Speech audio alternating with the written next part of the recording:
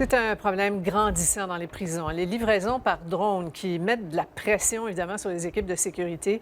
TVA Nouvelle a appris en primeur que la prison de Bordeaux a intercepté pas moins de 6 colis en 1 heure hier soir, au point où l'établissement a dû être confiné. Yves Poirier.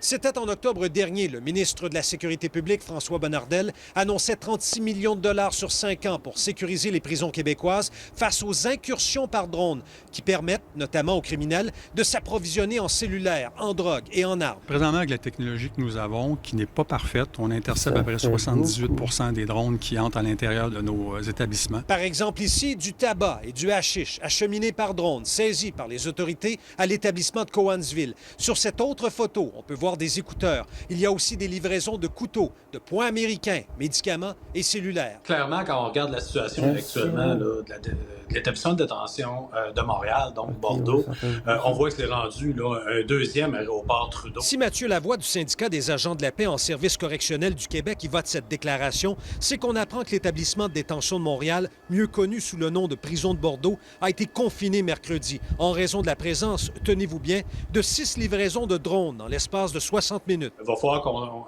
vienne sécuriser les fenêtres. Il va falloir qu'on vienne mettre des outils de détection fiables, des cours extérieurs grillagés pour empêcher les drones. Monsieur Lavoie dit que les livraisons par drone se font même aux fenêtres des détenus. Qui viennent livrer soit dans les cours extérieurs aux personnes incarcérées ou encore directement aux fenêtres de cellules. C'est ce qu'on est confronté depuis de nombreux mois où on a des livraisons qui sont directement à domicile. Je dirais c'est un peu le Amazon criminel là, de livraison par drone.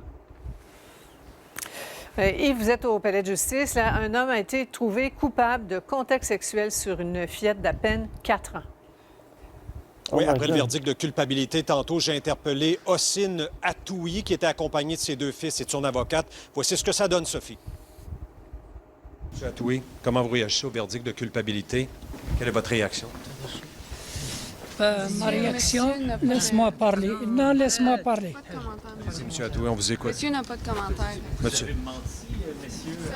Monsieur Atoui, de vous en prendre une petite fille de 4 ans comme ça, pourquoi vous avez fait ça?